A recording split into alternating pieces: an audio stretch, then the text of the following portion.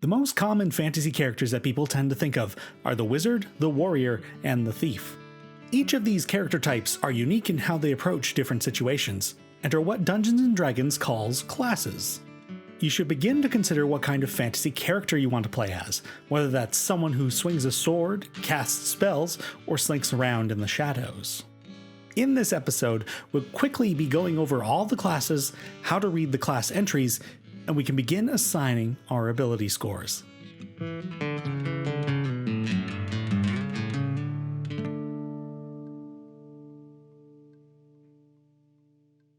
Your character's class is the most defining aspect. It's the type of champion that you get to play as. Your class will impact the kinds of talents you possess and influence the tactics you employ in combat, exploration, and in social situations. There are 12 different classes in total in the player's handbook. Barbarians are fierce warriors capable of tapping into a primal rage, enhancing their strength and resilience. Bards are storytellers, musicians, or really any kind of creative individual who inspires those around them with artistry and magic. Clerics are priestly warriors who are as capable as divine healers as they are at wading into battle. Druids are protectors and worshippers of the natural world.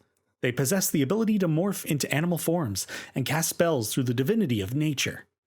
Fighters are martial masters trained in many forms of combat, able to wield most any weapon and adapt to any fight. Monks are trained in martial arts. They are capable of channeling the energy within themselves to enhance their striking speed or anticipate enemy attacks and avoid them. Paladins are holy champions who swear an oath to uphold the beliefs of their chosen deity. They smite their foes with divine fury. Rangers are hunters who live on the edges of society. They track their quarry, striking with swift precision and the magic of nature. Rogues are shady folk who possess many skills. They prefer to deal with problems using trickery, cunning, or quickly from the shadows. Sorcerers are beings who are born with an innate magical aptitude. Though powerful, their magic can be unpredictable and unwieldy. Warlocks are magic users whose abilities are in exchange for a favor to a being of great power. Sometimes the exchange can be more than one bargained for. Lastly, wizards are spellcasters who learn their magic through years of study and research, eventually dedicating themselves to one of the 8 schools of magic. Out of these classes, only 4 are available in the Basic Rules PDF, those being the Cleric, Fighter, Rogue, and Wizard. I'm going to choose Cleric for my class, but if any class from the list sounded interesting to you, choose it. And since we're going to be adding things to our character sheet in this video, you should have yours ready to go. However, we only need the first page for now. We're going to write our class choice at the top of our character sheet. We'll also add a 1 beside our class to denote that they are a first level character. To the right of that, you can see a spot that says player name. This is where you can write your own name, the owner of the character sheet. To the left of where we wrote our class is where you can write your character's name when you come up with it. The list of classes can be found on page 45 of the Player's Handbook and 22 of the Basic Rules. Here you can find a chart giving a quick description of each class, as well as other information. At this point, you won't understand what most of these columns are, so this table will become more useful for your reference in the future. For now, it's a good place where you can see the whole selection of classes. We have now listed all the classes, and for those of you who have chosen a different class from Cleric, I'll put the page number they can be found on in both documents on the board here for a couple seconds. So take this opportunity now to flip to the section where your class is. I'm not going to be writing anything on my character sheet until the very end of this video, as this next segment is more about understanding how to read a class entry. Since I know I'm making a cleric, I'll be using that as my example. You can find the cleric entry on page 56 of the Player's Handbook and page 22 of the Basic Rules PDF. Each class entry begins with the name of the class and some information and flavor about the class, what makes that class unique, or how a hero of that class lives their life. After these paragraphs of lore and flavor, there is an entry that says creating a cleric, but replace cleric with whatever class you're making. This section poses considerations to help you flesh out your character's story from the perspective of their class. Since a cleric is a priestly type character, I should consider what type of deity, god, or goddess my character would serve, and what type of ideals my cleric would support. For creating a cleric, there are more prompts in this paragraph that I can answer to help me even further develop my character, but I'm going to leave it for now. At the end of this entry is a small paragraph with the heading Quick Build. This paragraph will tell you what your highest and second highest ability score should be for that class. It will list a background that is suitable for a character of that class. And lastly, for some classes, it will also suggest some spells that a player may want to take if they're a spellcasting class. In the end, everything that the Quick Build paragraph suggests is just that, suggestions. But if this is your first time building a character, I strongly advise you to consider following the Quick Build paragraph suggestions. Next comes a section with the heading Class Features. Every class possesses their own talents, providing a unique skill set to your adventuring group. But before we get to the class-specific features, there are 3 subheadings here that every class will have. The first is hit points. Hit points, or HP, as it's also called, are a number value that shows how much damage your character can take before they're knocked out. Your HP is determined by your hit dice, either a D6, D8, D10, or D12, and varies depending on your class selection. At first level, your total hit points equal the highest number on your hit die plus your constitution modifier. Your hit die will also affect your hit points when you level up in your class. The next subheading is Proficiencies. Having a class means that your character has undergone training that makes them more skilled than the average person. This manifests as a proficiency bonus. When you roll the d20 because you're using a skill or piece of equipment that you're proficient with, you get to add your proficiency bonus to the roll, in addition to the appropriate ability modifier. Your class will give you proficiencies with certain types of armor, weapons, tools, saving throws, and a number of skills. All of these things we'll discuss in other parts of this series. The third shared subheading of every class's class features is equipment. This section will tell you what kinds of gear your character will be starting with as a member of this class. Listed in a choose A or B format, you'll get a weapon, maybe 2, a set of armor, and an equipment pack, among other things. Now we're finally ready to have a look at our class-specific features. As such, I would like to draw your attention to the larger table that should be on the first, second, or third page of your class's entry. It should have a title like The Cleric, or whatever class you've selected. This is commonly called the class table. These tables can be daunting, so let's break it down. The first column is your character's level.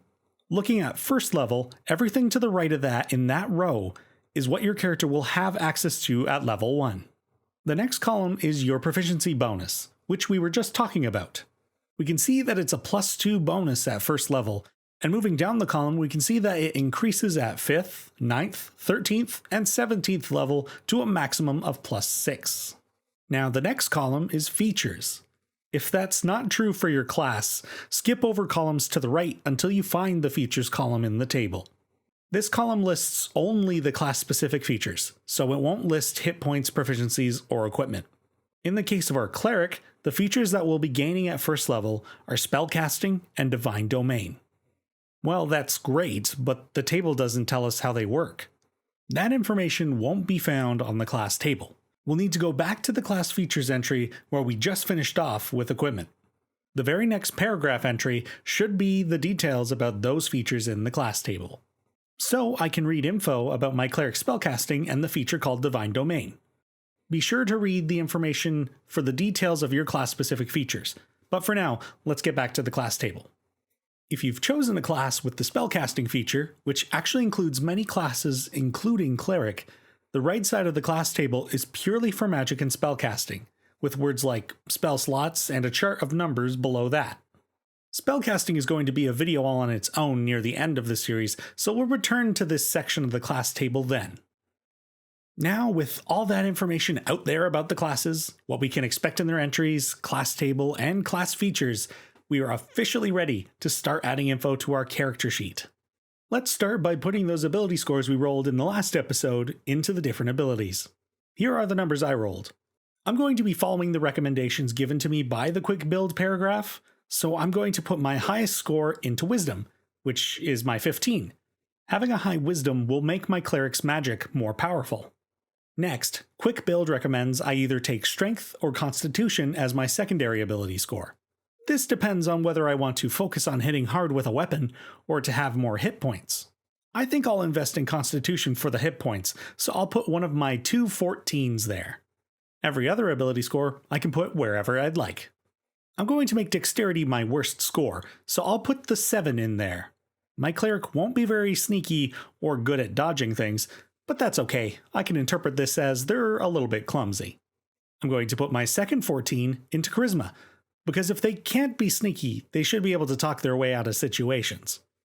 I don't think my cleric is smarter than the average person, so I'll put their intelligence at 10. This leaves my last score of 12 to be my strength score. To determine our modifiers, let's look at the ability scores and modifiers chart from the last episode. That's page 13 of the Player's Handbook and page 9 of the Basic Rules.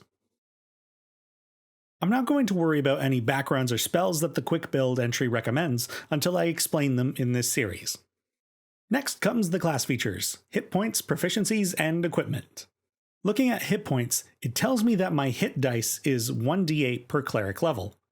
You technically will have multiple hit dice as you level up, but since it's per cleric level and we're making a first level character, I have 1d8 hit dice. There's a spot for hit die near the center of the page, and I'm going to enter that there. My total is equal to my level, so 1d8, and I'm going to enter it in the bigger space below as well. Now we need to determine hit points at first level, which is the biggest number on our hit die type. For our cleric, it's 8, plus our Constitution modifier. My Constitution score is 14, which made my Constitution modifier +2. So my total hit points at first level is 10. I'll be putting that on the line that says hit point maximum in the rectangular box near the top center area of the sheet. We won't need to erase this for a while. If you take damage, you'll write your hit points below that line, where it says current hit points. And we won't need to worry about hit points at higher levels in this series. Next is the proficiencies. Looking at our class table, we know that our proficiency bonus at first level is +2. So we can enter that in our proficiency bonus spot of our character sheet, directly right of the strength ability score. Now we're going to list our armor, weapon, and tool proficiencies in the box in the bottom left, where it says Other Proficiencies and Languages.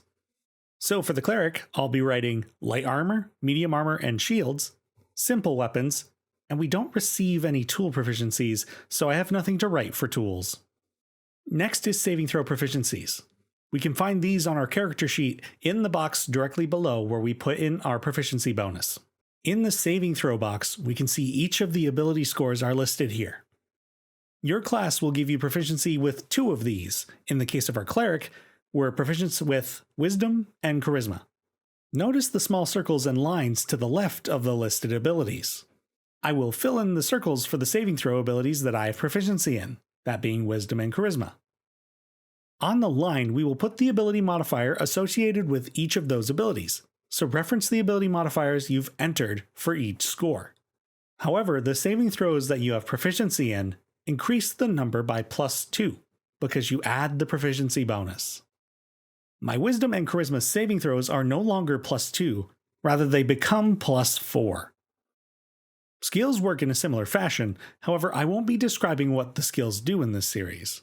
A lot of them can be taken at face value, or if you want to read about them, that can be found on page 175 of the Player's Handbook or page 62 of the Basic Rules PDF, under a heading called Using Each Ability. For now, I'd say choose skills that you think sound interesting. Your class will provide you with a list of skills that you can choose from, and tell you how many you can choose to be proficient in, unless you're a bard who aren't restricted to a list. A cleric gets to choose 2 skills, and my options are History, Insight, Medicine, Persuasion, and Religion. I'm going to choose History and Persuasion. Going to our character sheet, directly below where we put in our saving throw proficiencies are the full list of skills.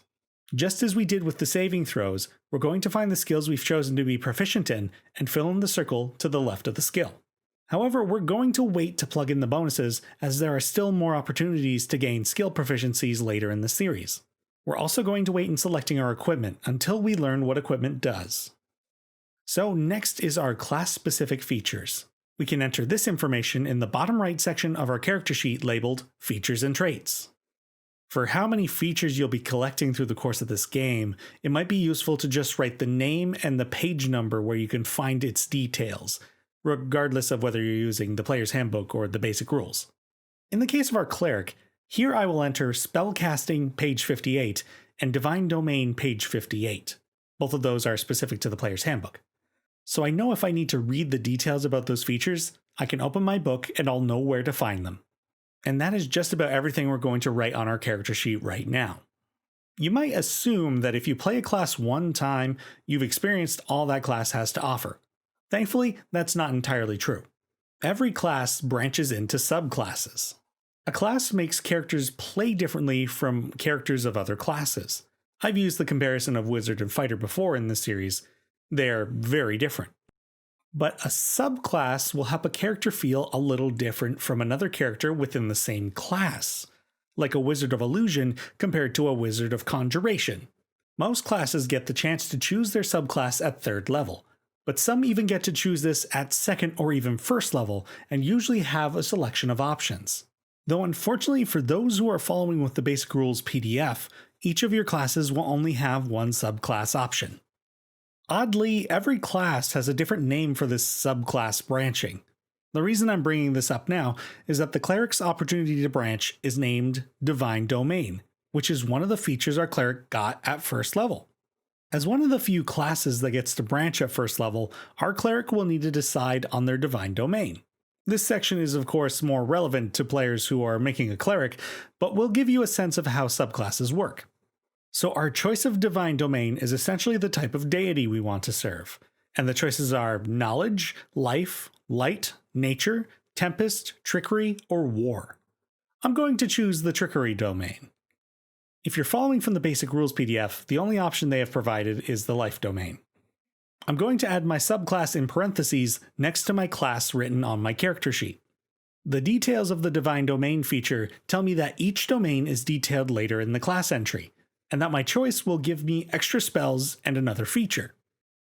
I can find the entry on the Trickery domain on page 62 to 63 of the player's handbook, but not in the basic rules. Here it tells me some flavor about the subclass, has a table with some extra spells for my domain, and the next entry is called Blessing of the Trickster. The details of this feature tell me that I gain it at 1st level, so I can enter this into the Features and Traits section of my character sheet as well. Not all subclasses work the same, so be sure to read the details. If you need help understanding, ask your DM. I'd like to congratulate you on getting to the end of this video. We've accomplished a lot with this one and have made some critical choices. We've decided on our class, assigned our ability scores, and hopefully the class section of your character has become less intimidating to look at. The next video will help establish our character's identity even further. Your class is kind of like clothing. It can have its own style, but there's always a person wearing it. So in our next video, we'll be talking about your character's race. Until next time, remember to be kind and play dicely.